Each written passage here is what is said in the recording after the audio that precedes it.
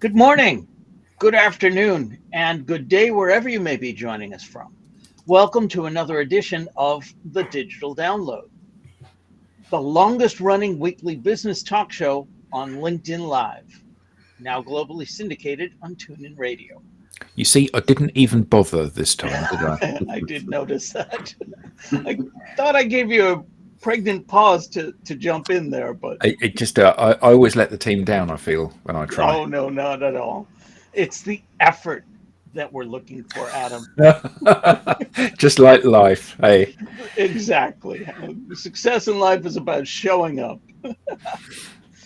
Today, we're talking about transitioning from founder to sales. We have a special guest, Paul Lloyd, to help us with the discussion. As the director of Sellerly, Paul brings over 30 years' experience in helping businesses strategically scale their sales operations. But before we bring Paul on, let's go around the set and introduce everyone. While we're doing that, why don't you in the audience reach out to a friend, ping them, and have them join us? We strive to make the digital download a highly interactive experience, so audience participation is encouraged. All right, with that, Adam, would you kick us off, please? I would be delighted to. I'm Adam Gray. I'm co-founder of DLA Ignite, and I'll steal Tim's saying here because clearly it gives you the opportunity to follow up, Rob. I'm famous for writing the book Brilliant Social Media. I couldn't remember what the book was. It's so long ago that I wrote it. So Brilliant Social Media. And I'm delighted to be here, and I'm really looking forward to this session today. Excellent. Thank you so much. Bearded sales guy, Alex. Hello, glad to be here. So yeah, Alex Abbott. I'm famous for being called the bearded sales guy. A fun fact about me, despite Adam advising me not to share or publicise this, I was born in Wales, and that came up in conversation before we went live because we were thinking about how diverse we weren't as a group. But then Rob pointed out that we're from different parts of the world. So I'm born in Wales. I live in Portugal.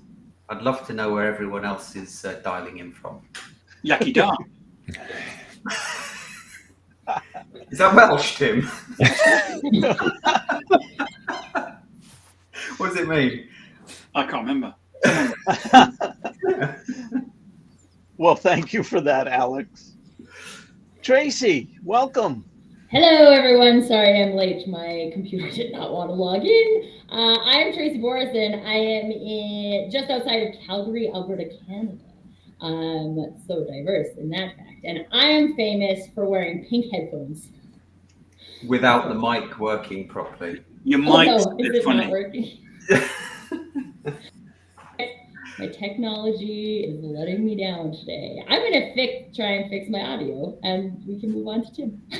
There we go. Thank you so much, and we're glad you did make it. Tim, welcome.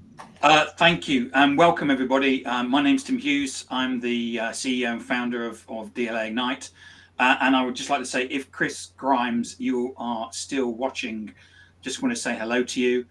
Maybe you can do a shout out or something. And I'm famous for writing the book, Social Selling Techniques to Influence Buyers and Change Makers. Excellent. Thank you very much. Bertrand. Yeah, thank you, Rob. So my name is Bertrand Godillot. I am the founder and managing partner of Odysseus & Co. based in France, but I'm currently broadcasting from Casablanca, Morocco. So under pretty nice sunshine today. A bit windy, but really great weather. You're on holiday, Bertrand? No, I'm not. I'm working. You're seeing his little brother. Yes, exactly. I'm so glad we can do that. So we can work and at the same time enjoy the family, even though we are in a very different country. So in all the LinkedIn lives in all the world, you had to walk into ours. There should be some kind of Casablanca quote here, shouldn't there? Start a beautiful friendship. Glad to be here anyway. Excellent. And we're glad to have you here. Thank you so much. And myself, I am Rob Durant. I am the founder of Flywheel Results, and I'm famous for writing the book, The Social Enablement Blueprint. Stop pitching and start selling. Thank you all for your support. Thank you. Hey, can I do a quick mic check? Is my Sorry, mic better? Yeah, I just wanted to do a mic Much check. better. where can I get one of these, Rob? You can get that at Amazon. You can also find us at socialenablement.pro. Thank you for that cheap plug. That was an expensive plug. Just wait till you It get really the invoice, Rob. was. As I said, And Rob, the people on radio don't even know that I was holding a book up. this is true, but now they do. We should have. We need the little Tim and Adam hold up the book. Right. Audio description, yeah. Maybe we need to get a narrator. Yeah. Yes, we do. I have lost control already. This week on the Digital Download, we'll speak with Paul Lloyd. With decades of hands-on experience and a track record of driving significant growth, Paul has guided numerous businesses through this transition. His approach combines practical advice with proven strategies to help you elevate your sales performance. Let's bring him on. Paul, good morning and welcome. Good morning to you. Thank you for having me. Paul, let's start by... I was going to say, I'm not famous for anything. Paul, if you're on this show for long enough, you figure out something that you're famous for. But Paul, I do have a Welsh name. But Paul, the good thing is that you're the person that bought all the books that we've written. Nearly all of them. He's the one. You need to get another one in the set. Oh, is that what it is? Tim is currently holding up Rob Durant's book. So I'm speaking from the south of England, from a 15th century cottage, real beams for those that. Nice. And the Do you have a grass roof or? I do have a grass roof. You have a grass roof. Well, I have a grass roof actually, but yes. Grass. Well, it's actually reed. It's not straw, so it's. Is it not? So mine is long straw. Yours is water reed, is it? Yeah, so mine's reed. And apparently it burns very well. My son works in the insurance game. He works with high net worth individuals, and they refer to thatched houses as tinderboxes. So, and I can't get insurance through him. Yeah, it's increasingly a struggle as time goes by, and there have been a number of house fires around us, so it's always a bit scary. There's about 60,000 in the country. Wow. Not fires, but thatched. But Paul is also an apiarist. He's also an apiarist. Yeah.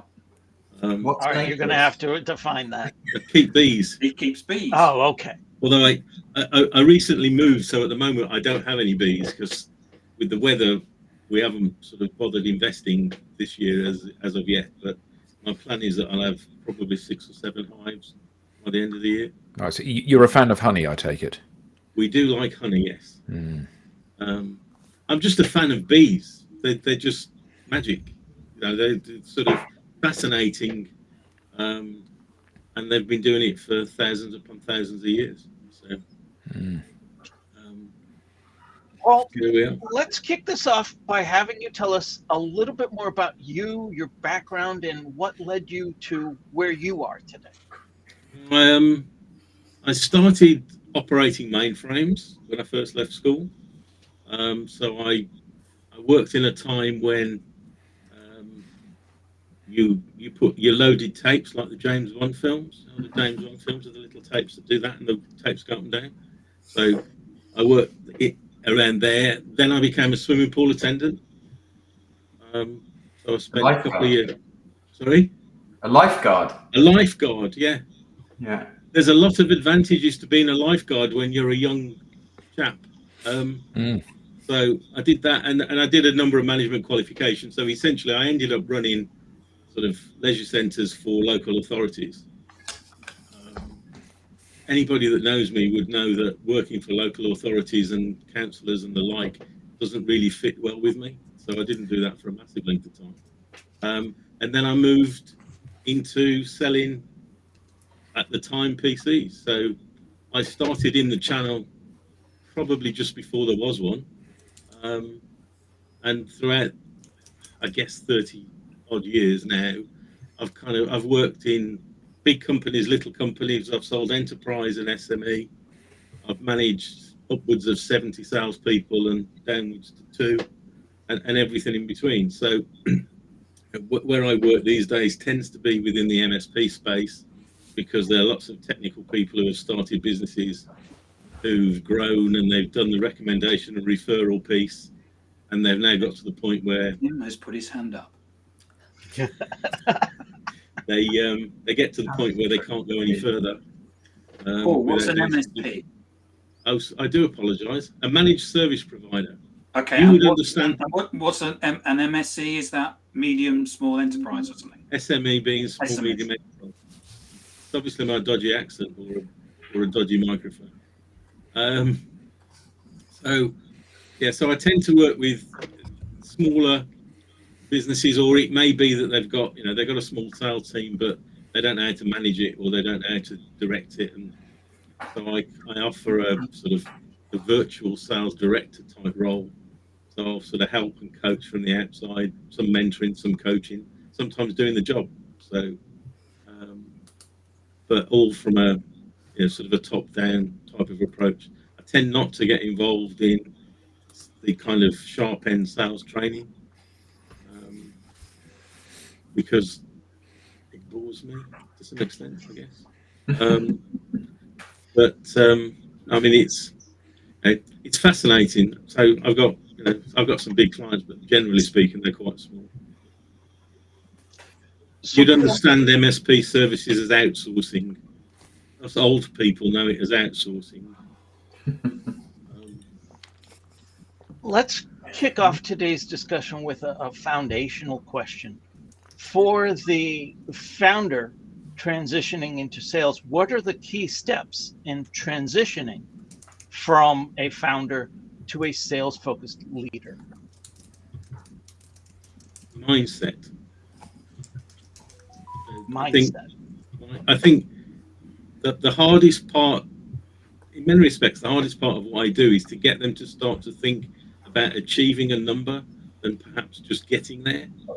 So, when they run their businesses as it is at the moment, and they get recommendation and referrals, and if they don't get any, they're reasonably happy with it, because it grows over time. So many of them have been in business for 10 years and they've added 3 or 4 clients a year, and now they're doing $1.5 million or whatever it happens to be. But when you start talking to them about they want to grow, and you say, well, you're going to have a plan, and now we've got numbers, and we've got to go from here, and we've got to reach those numbers, which means we have to do something. And that's a concept that they don't necessarily grasp the first time. So, Paul, I have a question, and I might be jumping ahead because I tend to do that.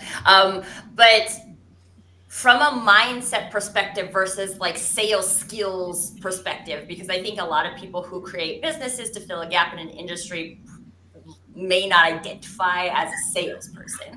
So in your experience, would you say it is more about the mindset and or a specific mindset, or sales skills? I think initially it's more of a mindset, because what they've done is they've grown their business. A lot of them, they've been made redundant. They've got some technical skills.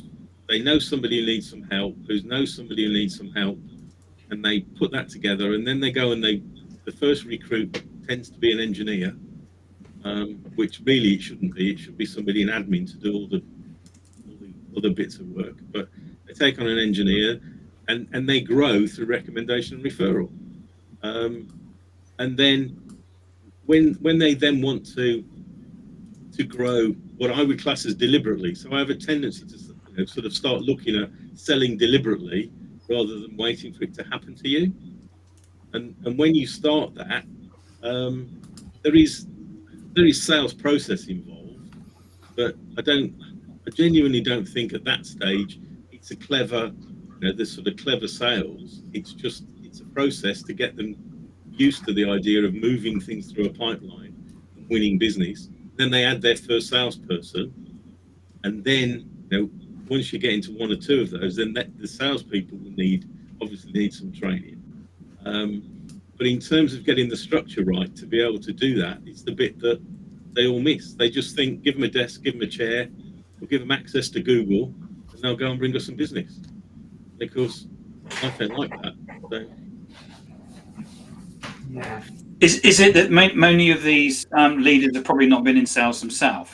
Well, that's fundamentally the issue. Is that I was saying to Rob before we started, certainly in the UK, sales is the job you do when you can't get a proper job. So a lot of these people, they're technical, and everybody can sell, can't they? Everybody can sell when it's recommendation and referral. But when it comes to actually having to do it to achieve a number, or whatever that is, whatever those targets are, then it's a different game. And they haven't done it. They've started as techies. They've grown up through techies. They've probably done some pre-sales technical support. And anybody who's been out with pre-sales technical support people will know that they think they're doing all the job anyway. Which is true. They all want to be salespeople when somebody else is doing all the hard graft for them. But to actually do that themselves is, a lot of them don't want to, because they don't like sales. I spoke to a group of these sort of small technical businesses a while ago, and they all start talking about sales recruitment. And he said, well, your biggest problem is you don't like salespeople. You don't answer the phone to salespeople. You don't do anything that you want your salespeople to be doing with other people. So you've got to get over that hurdle to start with, and then build a structure and a framework such that you can get salespeople to be successful within it. So when you say they've got to get over that hurdle, do you mean you've got to get your salespeople to do something else that they might like, that the customer might like, or they have to just keep on ploughing on regardless, irrespective of whether the customer likes it or not? I think that you need to be in control of the sales process. And there's inevitably there's lots of people selling lots of books with all sorts of fluffy stuff in. But fundamentally, what we need people to have a constructive conversation with people with a problem. And I think in this day and age, then we can do everything that we used to do in sort of 10 or 15 minutes. And with the advent of social and the various sort of softer approaches to people to find prospects, I don't think it's any easier, but the tools that we're using are far more efficient. But it's consistency is the bit that they don't understand.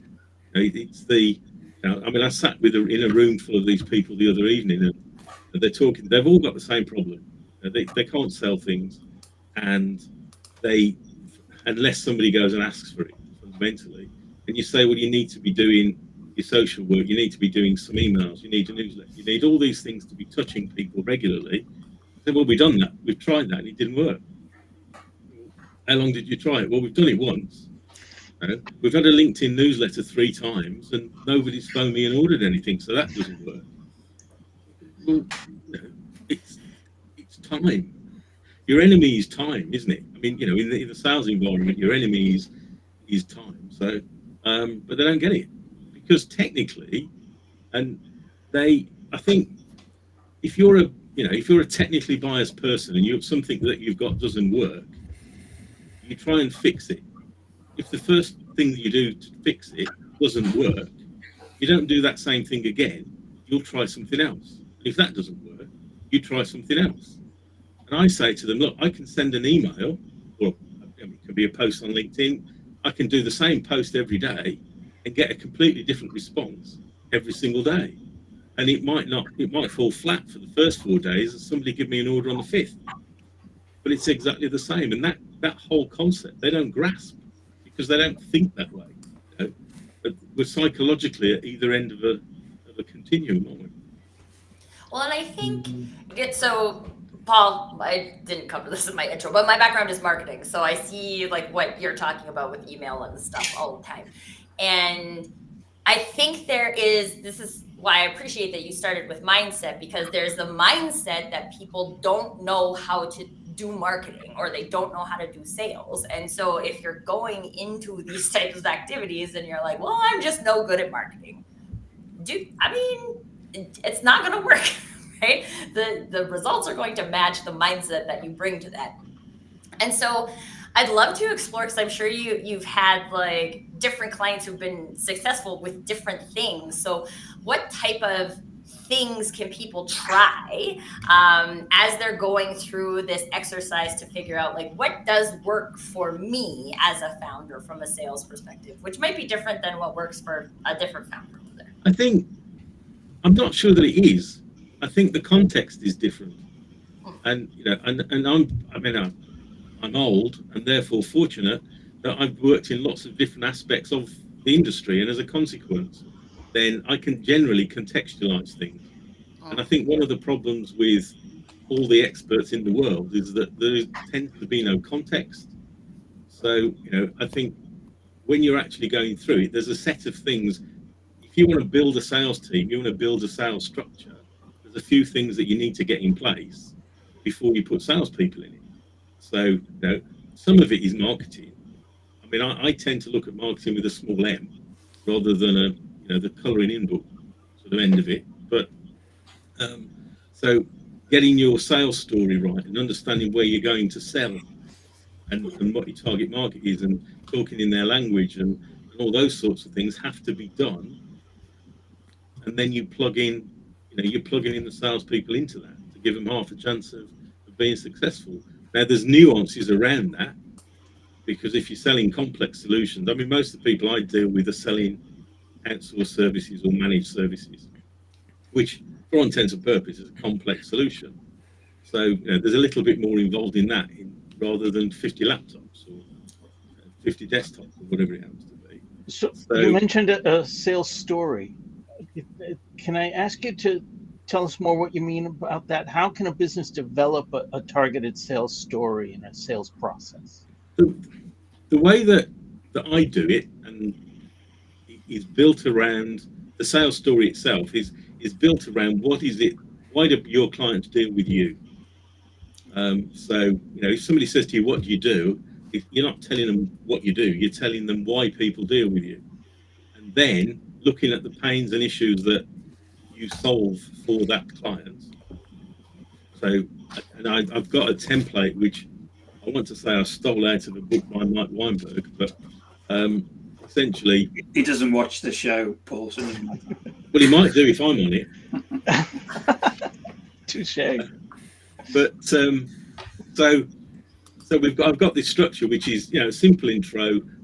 People deal with me because, so in my case, IT companies deal with me when they become an accidental sales manager, and what do I offer, and a series of and then I can from that structure I can do an introductory email, and it's an internal document. So if I got people join me, I can give it to them and they can do an introductory email, because they know the 4 or 5 main, I don't like pain points, but the sort of issues that people have, and they know the 4 or 5 unique selling points of your organization, but it's in the language of the client. So if you're talking to accountants, it's in a language that accountants use. If you're talking to lawyers, then it's in the language of lawyers or whatever it happens to be, so that they resonate with you. And then everything you do across the various platforms today just reflect that story. So if that's tight and neat, then you're in a much better position that people are going to be able to deliver for you, because I hesitate to say they don't have to think, but they've got the weapons to be able to go out and deliver on your behalf. Which also enables marketing to tell the same story. I like this. Indeed. And when you say target market, Paul, what do you mean by that? If I was American, I'd call it a niche. And if you were American, you'd call it a niche. Yeah, I'm sorry. Yeah. If you're Canadian, you'll call it a niche. If I was an American, I'd call it a niche.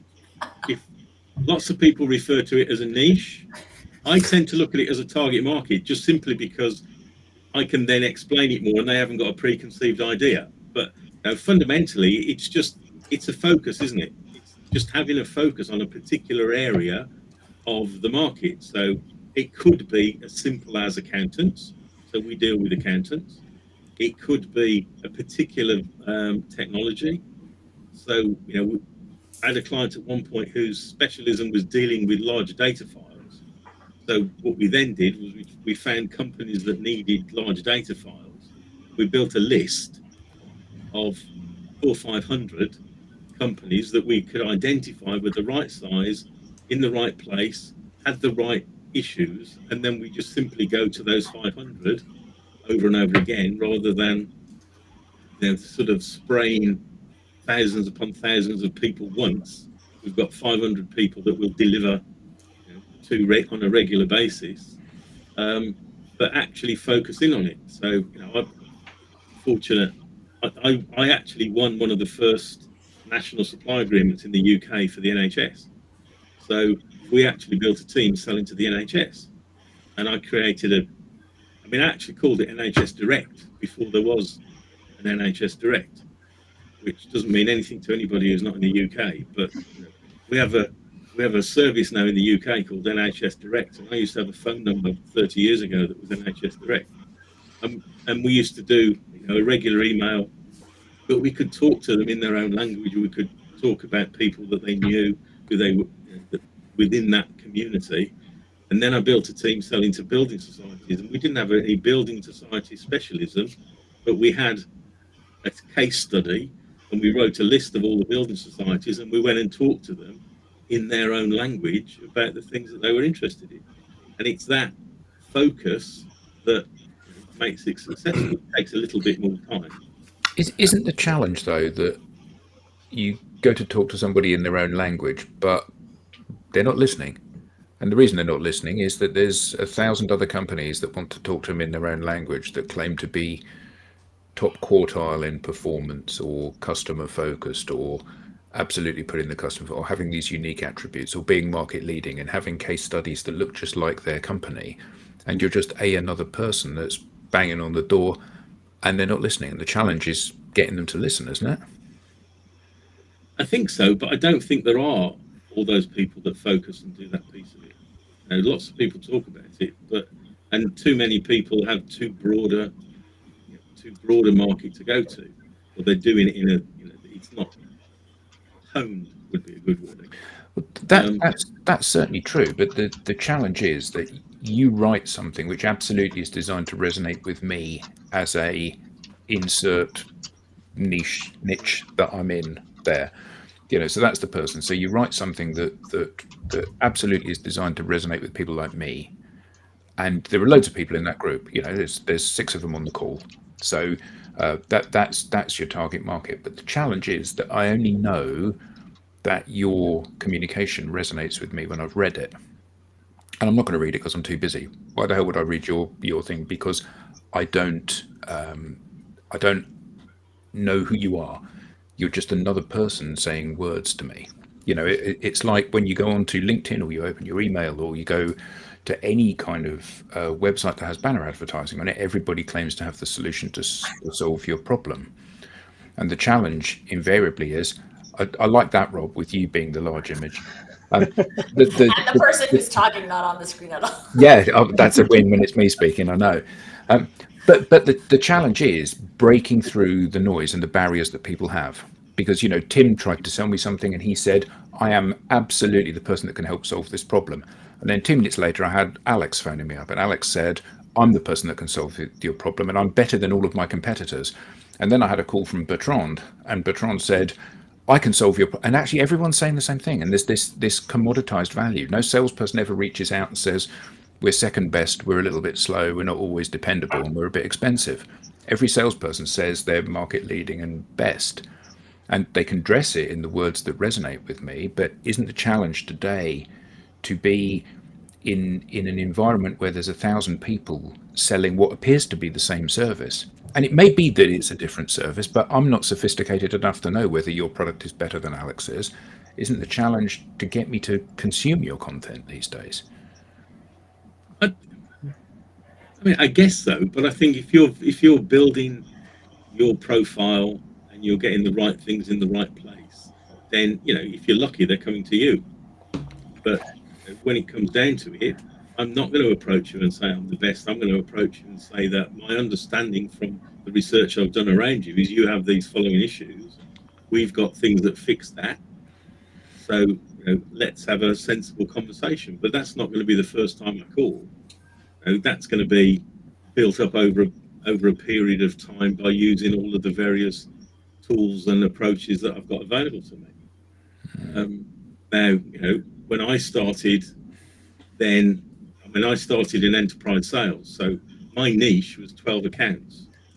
I had a target list of 12 accounts. So my job was to sell to them, not 13, 12.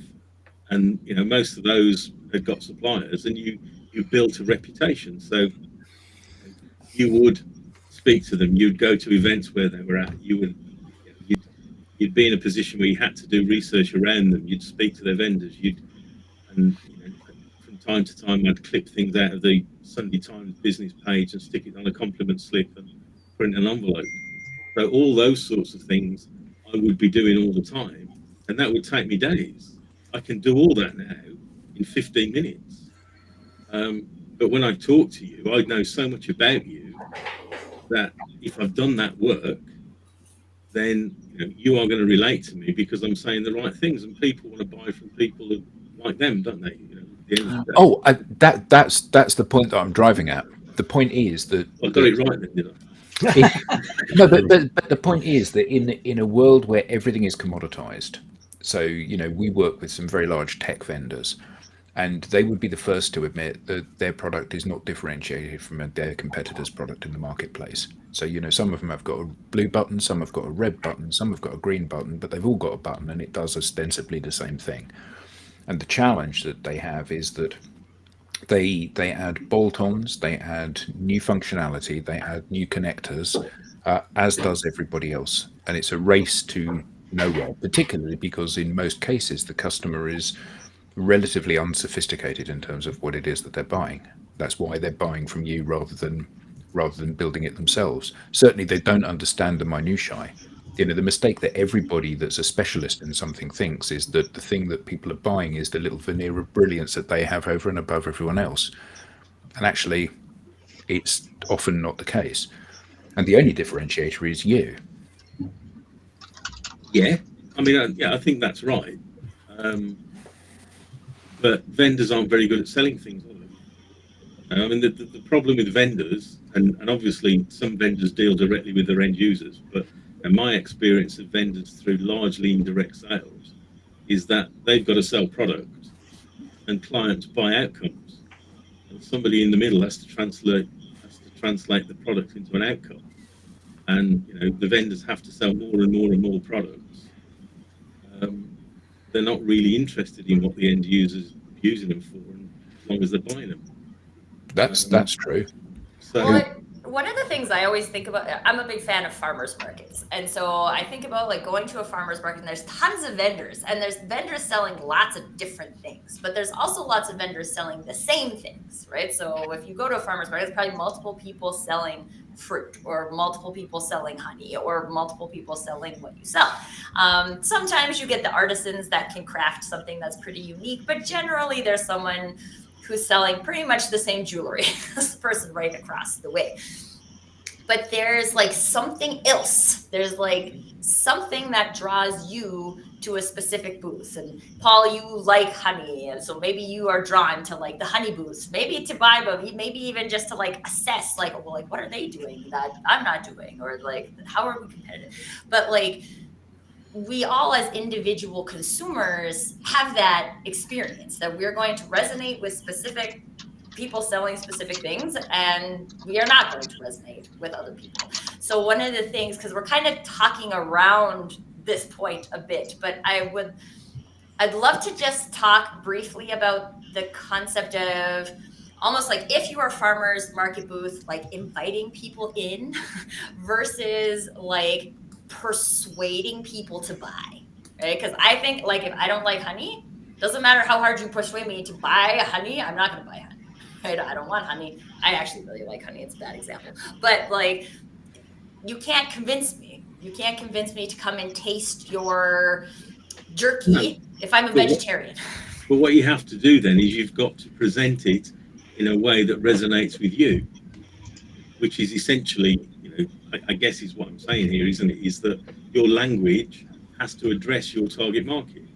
So if your target market is, again, use accountants as an example, then you've got, if you're using an accountant's language and you're putting out things there that are benefits. So, I mean, I'm not sure it is a good example necessarily, but I'm doing something with a client at the moment where everybody's talking about AI and everybody's talking about Copilot and all these things, but nobody's talking about what it does, what benefit is. It's all AI, AI, AI. Everybody's got something now. And so we've recently done a video with, you do these jobs. There's a list of long and hard, sort of boring jobs that accountants do. So you're doing this, you can't be happy doing that. So why, we can use Copilot to make it look like this and make those jobs go away. And that's an outcome. Now, if you see that, then you're more likely to come across, to us rather than the kind of Microsoft buy Copilot, buy Copilot. And if you're selling honey, it attracts a certain demographic, or it's ladies rather than gentlemen, or whatever it happens to be. But it's having the words to attract the market that you want to be, rather than trying to be all things to all people. Can I pick up on some of the comments, please? Please do. Yeah. So Nikki Russell says, for me, sales was about overcoming objections. Samira says, hi, everyone. I hope I got the message correctly. I just joined to your event. I was sales manager for 10 years. And in my opinion, the crucial factor in sales is trust and believing on what you sell. She goes on to say, if they don't even listen, means they don't trust us. And she also says, and also information and knowledge in the area we are active on is crucial. We have to know the products in our field so they listen to us. After all, they notice we are knowledgeable. And Nikki comes back and says, it's more about building a trusting relationship. You are partnering with them, not being transactional. If you know that they are going to be by your side, grinding with them until they reach success, they are more open to connecting further for business purposes. That's why with sales, it's a process with multiple outreach messages or referral and recommendations. Thank you. I think there's a theme in almost all of those that I'd like to pick up that I'd love to hear your thoughts on, Paul, is this creation of trust before the creation of like a trusted advisor, right? So I think a lot of times salespeople are like, yeah, I know this and I know it more than you, right? You should trust me because I know it more than you. And we show up, and from a marketing perspective, a lot of this is about educating. I'm using air quotes for those people who are listening on the radio. Educating people on like what we do and how they need to fix their problem. But I think this trust component comes first. So, and at the beginning, we were even talking about like referrals and things like that. And all of that's a trust-based relationship. So what are some things people can do to create this trust so that people listen to them, so that they know they are knowledgeable and can help them fix their problem? I think a lot of that, I mean, in this day and age, a lot of that comes from your social proof and your social media presence, and people being able to learn so much about you, as a company or as an individual before you get to that stage, and listen.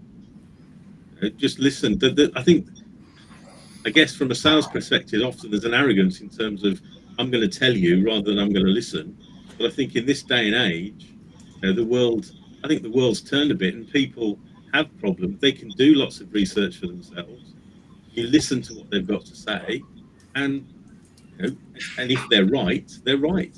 If they need some help, they need some help. But I think it becomes it's a two-way street, isn't it? In the 50s, we would have wanted to bang things out and close it off. Today, we want an ongoing relationship with people.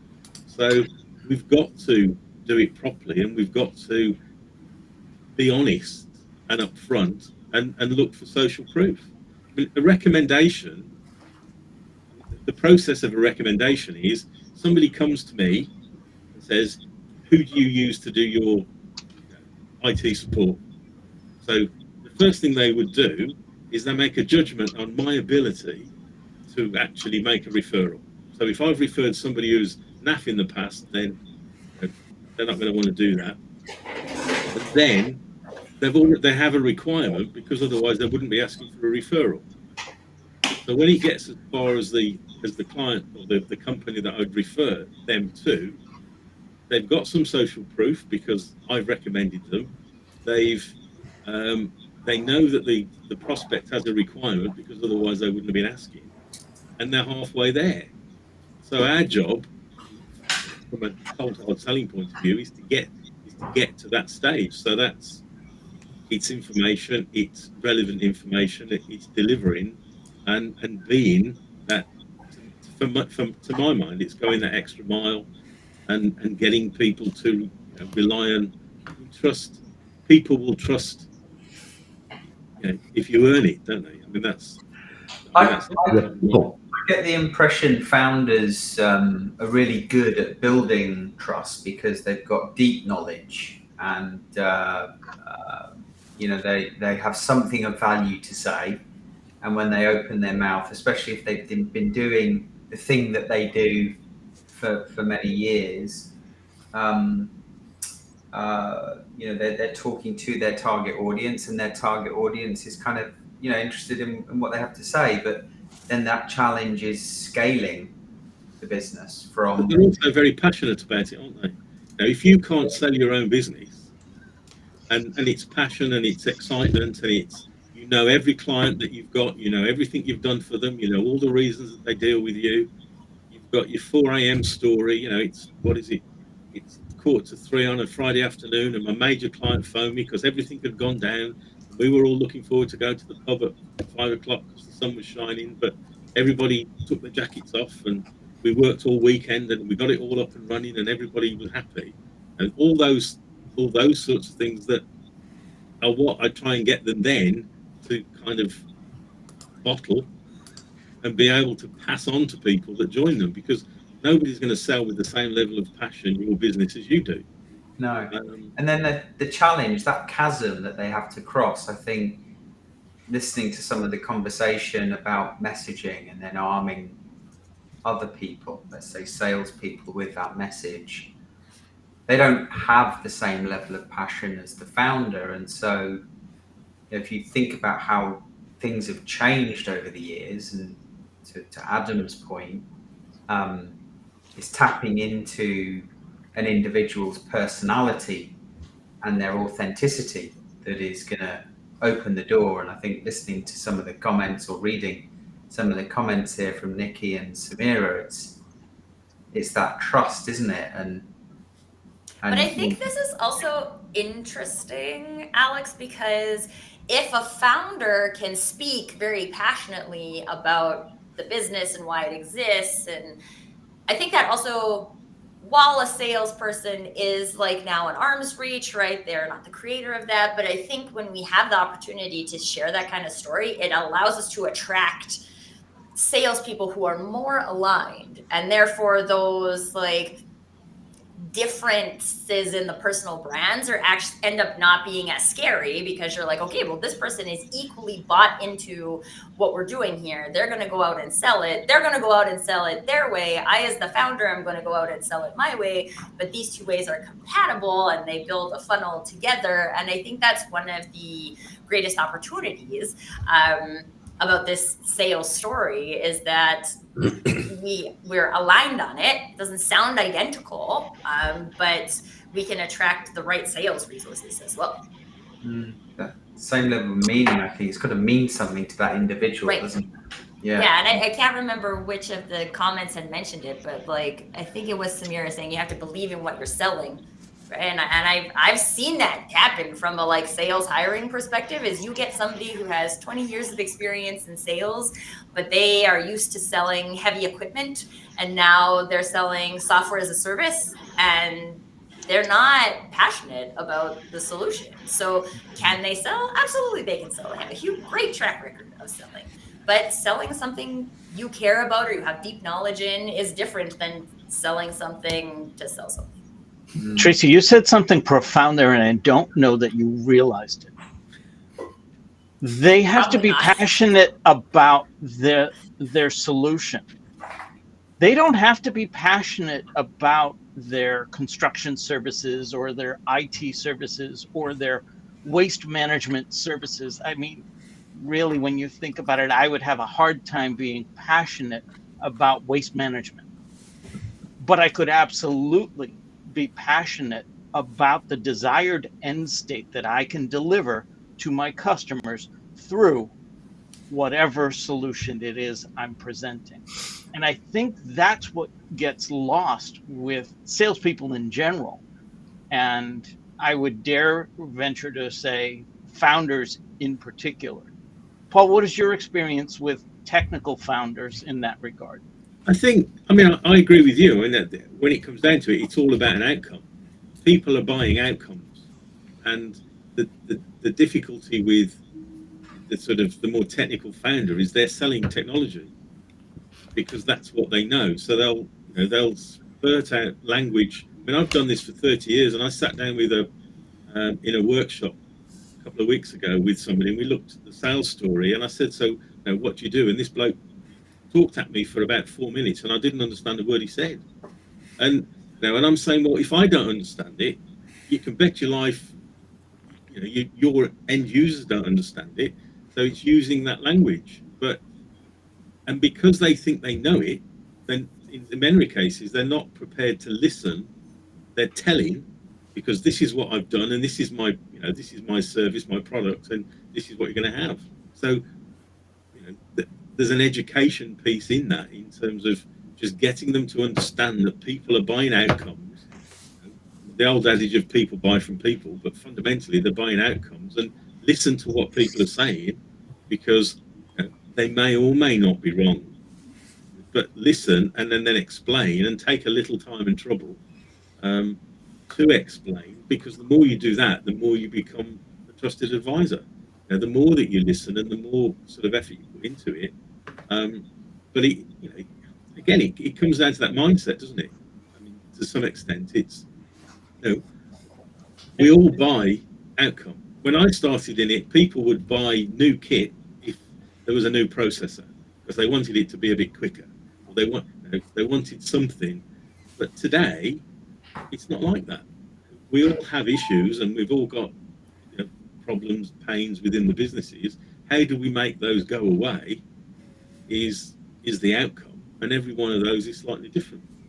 The word that comes to mind as you were describing that is empathy. Mm-hmm. Is technical prowess compatible with empathy? I think it depends who you're selling to. If you're selling to IT directors or heavily technical people, then obviously you can have empathy. With normal people, it's more difficult. It has to be, I suppose it has to be learned in some respects. But one of the things that I think was really good, at least strikes me, is obviously we buy outcome. I agree with that, but at the same time, it seems that it's more and more customers are looking for a sales rep free process. So I think before you get the opportunity to actually sell the outcome, you first need to be allowed to. I think there's also like something there. I've been thinking about this for a long time. Is that why? So people are being polled. Lots of people are saying they don't want to talk to a sales rep until 70 whatever way through the process. But like, why is that?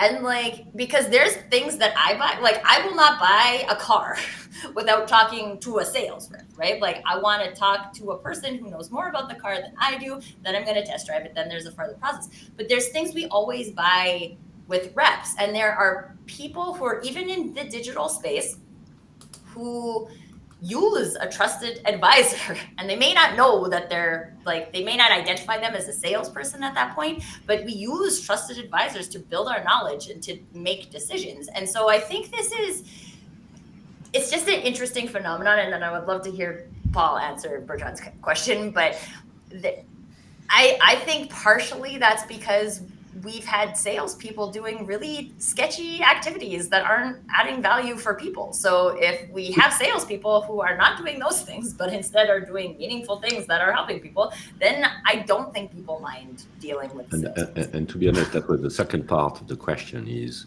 what's the role of artificial intelligence, which seems to be, spreading all over the sales process. So, Paul, what's your take? I think Tracy's hit it on the head there with adding value. People will meet you, people will talk to you if you're adding value. If all you're doing is going in and asking them questions about themselves and hunting products, then that has no real value. So they're avoiding conversations with the sales team because it's not adding any value. If we're very busy, if you've got when I was important, I had quite a large job with lots of people. I hadn't got time to talk to idiot salespeople that wanted to spend 20 minutes having me tell them about my business, because I wanted them to come in and tell me about my business and how they could help me. And so, if you're not adding value, you're a cost. And I think in a lot of cases, people are looking at driving those costs out. Now, in terms of artificial intelligence, some of the processes will go, but we have to adapt what we're doing to add that value in that process. And that's it's content, it's advice, it's webinars with education, it's a whole raft of things to be able to help them make that decision. And if you can't help them, so if let's be fair, if you wanted to buy 50 laptops this afternoon, you'd go on the internet and you'd find the cheapest price for 50 laptops, because nobody could. The salesperson's not going to add any value to that if you know what you want. But if you wanted them connected to a network in 50 different places around the world, that becomes a different proposition. And so it's really structuring the whole thing to address your market and the people that you would like to buy your stuff. But it's I genuinely don't think it's like it was 20 years ago when you had to drive, constantly driving it out, because we are in a world where people are looking, and just because they think they know what they want doesn't actually mean that they do know what they want when they get as far as you. So if you know your market, if you know the problems and the issues that you solve, and you can have a sensible conversation, then you're more of the way there, aren't you? Paul, I have a kind of a little bit different question just to sneak in at the end here. No, sorry, Tracy, we're running out of time. I know. I think it will be quick. I think it will be quick because I think it's going to be a one-word answer. That's why I'm sneaking it in. So for people who have been in a sales role and have created their own business and now have to go back into a sales role, but maybe they have different sales structures or different sales strategies because they were doing what someone else told them to before, and now they can do their own thing. Do you have any quick advice for those people in terms of reframing sales for themselves? I think it's quite difficult for anybody that has worked in a company with structure to go out and start by themselves. But I think it would always be build your framework, build your process, get all of your sort of collateral in terms of standard emails and content and everything ready, and case studies and all that stuff ready, so that you've got all the answers when you're out in the field talking. And obviously we're all doing an element of marketing, aren't we, these days? So that's important, and it is different to it was 10 years ago. So if you're doing exactly the same as you were 10 years ago, then you're likely as not going to be moving forwards. Rob. Well, this has been great. Thank you so much. How can people learn more? How can they get in touch with you? They can find me on LinkedIn. So Paul Lloyd. My website is cellularly.co.uk, and if they, people want to email me, it's just paul@cellularly.co.uk. So I make it as easy as I possibly can. In the UK, I would be disappointed if I didn't come up. If you put Paul Lloyd into LinkedIn and I wasn't the first one, if you're in the IT world, I would be very disappointed. But Got it. I do put a lot of effort into that. We now have a newsletter. Don't miss an episode. Get show highlights, beyond the show insights, and reminders of upcoming episodes. Scan the QR code on screen or visit us at digitaldownload.live and click on newsletter. On Paul. behalf of, pardon? Sorry, just to confirm, you were the first one. I just typed your name into LinkedIn. Oh, so did I, and he was, yes. There we go. On behalf of the panelists, to our guest, to our audience, thank you all, and we'll see you next time on the Digital Download.